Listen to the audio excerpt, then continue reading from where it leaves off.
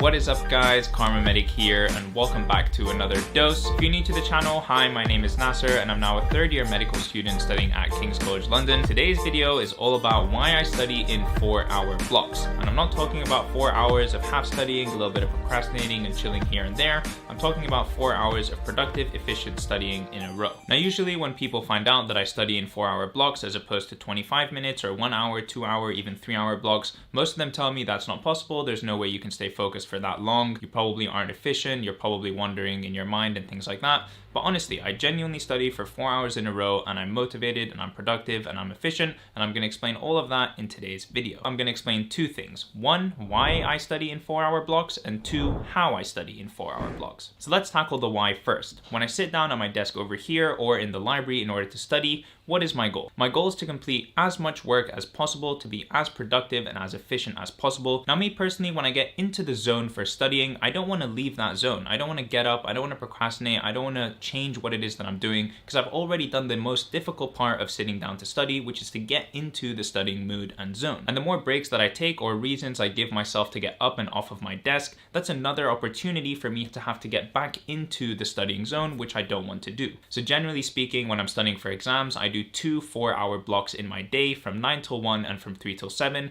and that way I only have to enter the studying mood 2 times, once at 9 a.m. and once at 1 p.m. Now this is the main reason that I personally don't use the Pomodoro timer, because every 25 minutes it's basically giving me an excuse and encouraging me to check my phone or to chill or to get up off my desk or whatever, which is inevitably going to lead to me procrastinating and doing something for longer than just 5 minutes. One thing that I really like about my method of doing 2 4-hour blocks in my day is that I'm done pretty much all the work that I need to do by 7 p.m. Now imagine doing 8 hours of productive and useful work and also being done by 7 p.m. That leaves so much free time in order for you to do anything else that you want. That can be exercise, socializing with friends, playing video games, making YouTube videos, or basically anything. You just give yourself a lot of free time and still do lots and lots of work during the day. Now I understand obviously different studying techniques and timetables and schedules and whatever work for different people. I'm just saying, as far as maximizing efficiency, if you condense all of the work that you have to do into the beginning part of the day, that leaves a lot of hours at the end of the day for you to do whatever you want. Alright, I think I've preached long enough now about why I really like my 4-hour block method.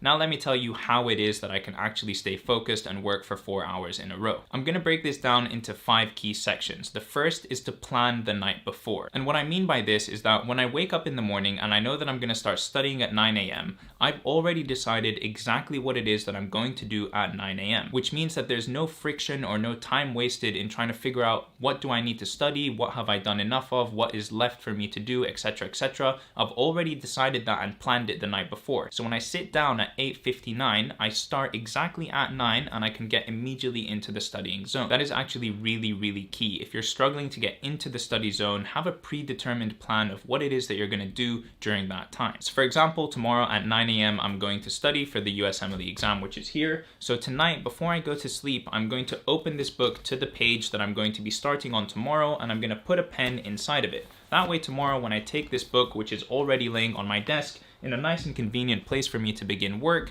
I can literally flip open to the page of exactly where I'm going to start. On top of that, you can see on my desktop over here that I'm already going to go down to the video that I'm going to watch tomorrow morning. I'm going to open it and it's going to be ready, just waiting for me to sit down, hit play, and begin work. Section number 2, don't give yourself a reason to get up and away from your desk. Before I start work at 9 a.m., I've already made my cup of coffee, I've gotten a couple of snacks, and I've organized everything around me that I will possibly need in the next 4 hours so that I can minimize the amount of times that I need to get up and out of my chair. The reason that I do this is because every time you get up and out of your chair, you're giving yourself opportunity for distraction and reason for procrastination. For example, if I go to the kitchen, I'll make myself a snack or a drink, I'll knock on my sister's door and ask her what's going on, let's have a chat.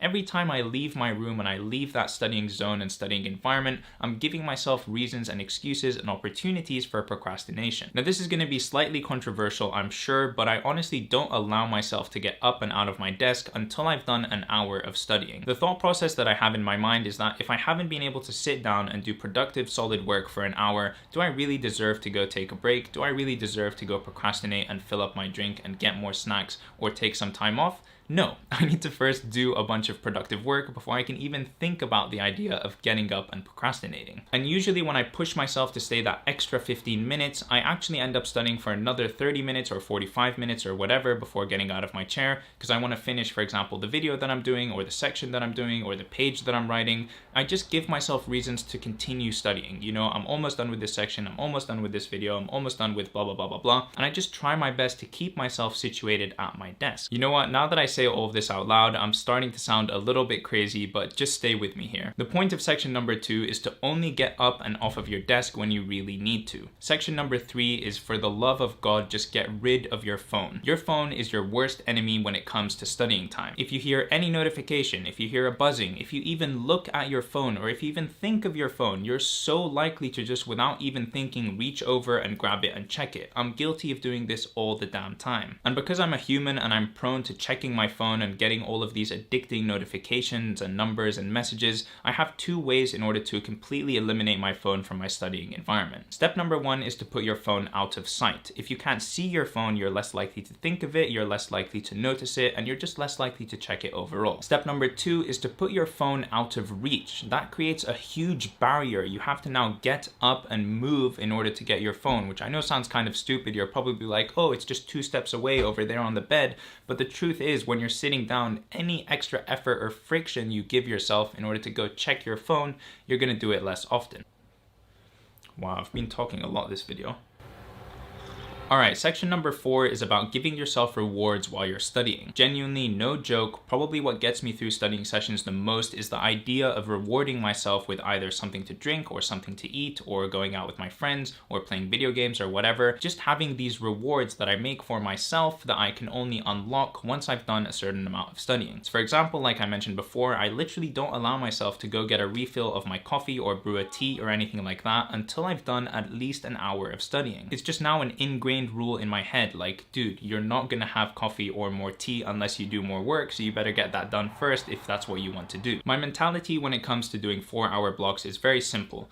If I work from 0 till 2 hours, well then all I have to do is do the exact same thing that I just did one more time and I'll be done with my 4-hour block. It's the same thing like when I go for a 10K run. If I run 5 kilometers in one direction away from my house, well then I kind of have to run the other 5 kilometers in the opposite direction to get back home. And that way when I sit down for a 4-hour block of studying, really all I need to focus on is getting through the next 2 hours, because once I've done 2 hours, well then I just have to repeat what I've already done and I'll be done with 4 hours. I know it sounds really simple and it sounds kind of stupid, and you guys probably think I'm crazy right now, but if I just do 2 hours of studying, then I can repeat what I've done and then I've reached my goal. Okay, and the 5th and final section is about setting standards for yourself. For me personally, once I've done a 4-hour block of studying, I know that that is something that I am now capable of. And so next time I come to studying, if I study for 3 hours or 2 hours, then I'm like, well, this isn't really as best as I can do. This isn't pushing myself to my maximum efficiency or capacity. I've done a 4-hour block before. That means that I'm capable of doing it again. And I keep up that standard and I keep studying 4-hour blocks because I know that I can reach that level of capacity and productivity. It's the same thing like once I've done a 10-kilometer run, I know that I'm capable of running 10 kilometers. And so I keep running 10 kilometers every time because now that's my new baseline. That's what I'm capable of achieving. I don't like to give myself excuses or reasons to do something at a lesser level than what I've done before. I feel like I've done it once, I'm capable of doing that, and so I can keep up that standard. Now obviously you can probably see with the slippery slope that comes along with this line of thinking, I'm not crazy, I'm not a robot. I obviously have times when I can't study for 4 hours. If I follow everything that I'm saying about 80% of the time, then I'm doing a fantastic job, because the other 20% is just real life. Things happen,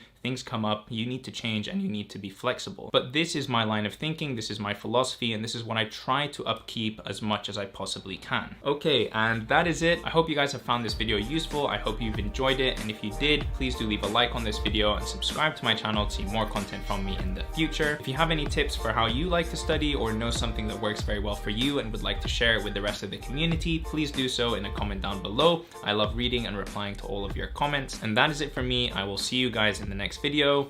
Peace.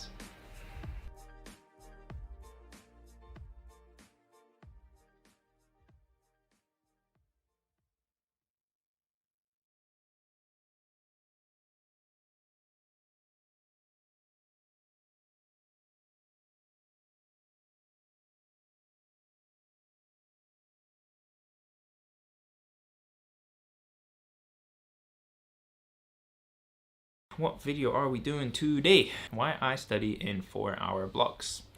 Let's go.